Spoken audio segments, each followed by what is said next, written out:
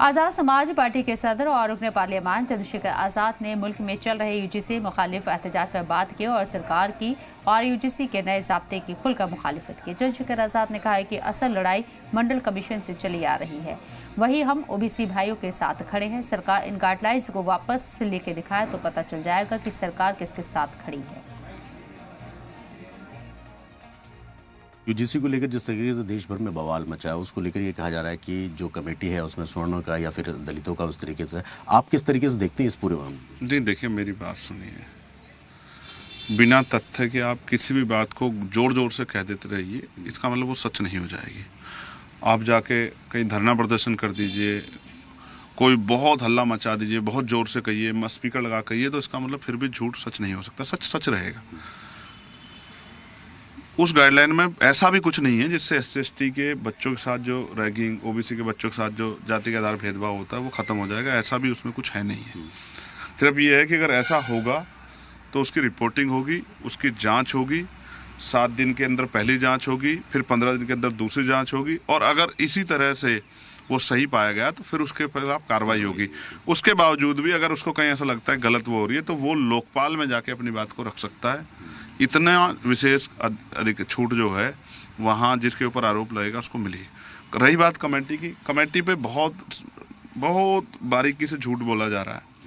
पहली बात तो समझ, जिस समाज का रिप्रेजेंटेशन ऑलरेडी है उसको अलग से रिप्रेजेंटेशन की क्या जरूरत है? आप ये समझिए, 45 सेंट्रल यूनिवर्सिटियाँ हैं देश के अंदर, 45 में से एक के कुलपति दलित समाज से, एक के आदिवासी समाज से, और 5 है सिर्फ OBC समाज से हैं। 45 में से 7, बाकी 38 स्वर्ण समाज के लोग हैं।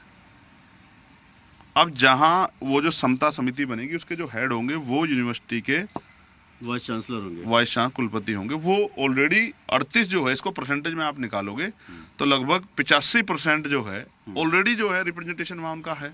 फिर वो कह रहे हैं कि भाई 3 प्रोफेसर होंगे, सीनियर प्रोफेसर, फिर वो कह रहे हैं कि स्पेशल इनवाइटी होंगे, फिर वो कह रहे हैं SC/ST OBC के मेंबर होंगे, फिर वो कह रहे हैं महिलाएं होंगी, महिलाओं का रिप्रेजेंटेशन, फिर वो कह रहे हैं दिव्यांगजनों का रिप्रेजेंटेशन होगा। तो महिलाओं से कब तक जो है जातिवादी लोग आपत्ति करते रहेंगे, उनका रिप्रेजेंटेशन आ जाएगा, दिव्यांगजनों का रिप्रेजेंटेशन आ जाएगा। आप मेरी एक बात को समझिए, हाल क्या यूनिवर्सिटियों का 83% बैकलॉग है सेंट्रल यूनिवर्सिटियों में आदिवासियों का, 64% बैकलॉग है शेड्यूल कास्ट के प्रोफेसर, असिस्टेंट प्रोफेसरों का, और 80%, कितने परसेंट? 80%। यहाँ 85% आपके ऑलरेडी वाइस चांसलर कुलपति हैं, वहां 80% बैकलॉग है OBC जातियों का professor, associate professor, assistant professor में सेंट्रल यूनिवर्सिटियों में। ये मैं नहीं कह रहा हूँ, ये सरकार ने जुलाई 2025 में पार्लियामेंट में जवाब दिया, उन्हीं के आंकड़ों के आधार पर कह रहा हूँ।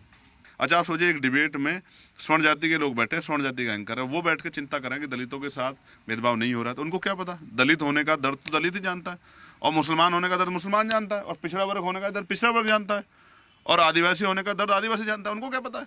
बहुत बहुत शुक्रिया हमसे बात करने के लिए। सैयद मुबश्शिर, ज़ी मीडिया, दिल्ली।